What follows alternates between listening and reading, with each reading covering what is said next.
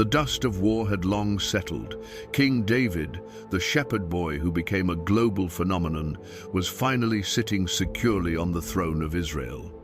He had defeated his enemies, united the kingdoms, and was living in Jerusalem.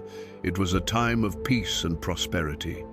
But in the world of ancient kings, peace came at a terrible price. When a new dynasty took over, it was customary to wipe out the old one to eliminate any potential claimants to the throne. David was the successor to King Saul. Everyone assumed that the house of Saul was dead, either by Philistine swords or by David's own hand. However, David carried a secret, a memory from the painful years before he became king, when he was hunted like an animal by the jealous Saul. He thought back to Jonathan, Saul's son. Jonathan was David's best friend, his soulmate, and the true heir to the throne.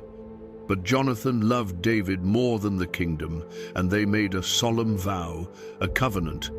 David promised Jonathan, "When I am king, you promise me one thing, that you will never cut off your kindness from my family.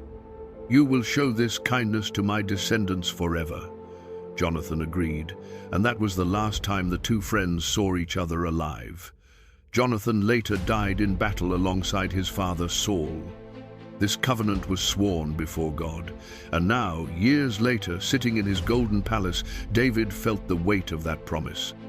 One day, David was suddenly overwhelmed by this memory, this duty. He interrupted his royal affairs and asked his servants a question that must have puzzled them all. "Is there anyone still left of the house of Saul to whom I can show God's kindness?" They brought him a man named Ziba.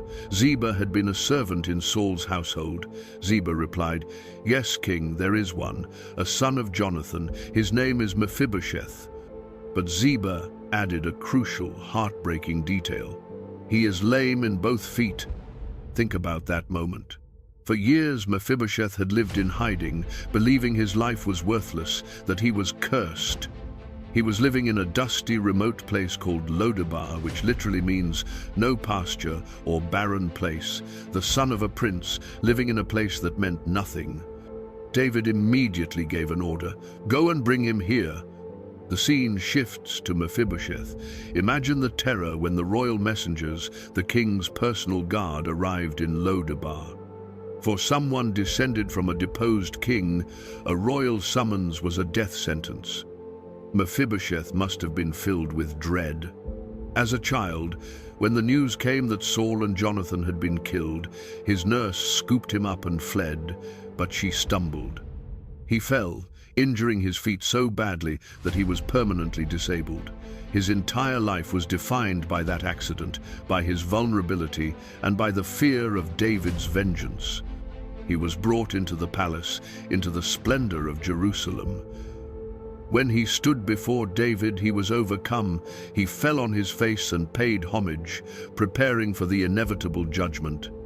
David looked down, not at a rival, not at an enemy, and not even at a cripple. He saw the son of his beloved Jonathan. David spoke the words Mephibosheth had never expected to hear. He said, "Do not fear, for I will surely show you kindness for the sake of your father Jonathan." David went further than just sparing his life. He announced a shocking decree. "First, all the land that belonged to your grandfather Saul, I will restore to you." Mephibosheth was instantly made a man of great wealth. And second, the most astonishing part, "You shall always eat at my table, just like one of the king's own sons." Mephibosheth, overwhelmed, replied, "What is your servant, that you should notice a dead dog like me?" The image he had of himself humble, insignificant, broken, was shattered by the king's response. From that day forward, Mephibosheth lived in Jerusalem, a prince. Every day, he sat at the king's table. Now, why is this detail so important? The text reminds us, Mephibosheth was lame in both feet. In that culture, disability meant you were often hidden away. Lame feet disqualified you from serving in the palace or standing proudly in the royal presence. But at the king's table, it didn't matter. When you sat at the table, your feet were hidden beneath the furniture. All anyone saw was the royal guest, the honored son, eating bread with the king. That is the powerful lesson of Mephibosheth. David's kindness was not based on Mephibosheth's ability, his worthiness, or his appearance. It was based entirely on the covenant he had made with Jonathan. It's a story of unconditional grace, a promise kept, regardless of how forgotten or unworthy the recipient felt. It's a message that we all, in our own Lo-debar moments, have a place reserved for us at the king's table. The story of Mephibosheth reminds us that we are noticed, we are remembered, and our value is often seen through the lens of a promise greater than ourselves. David's grace transformed a man's identity and destiny, proving that true power is found not in vengeance, but in keeping a faithful promise.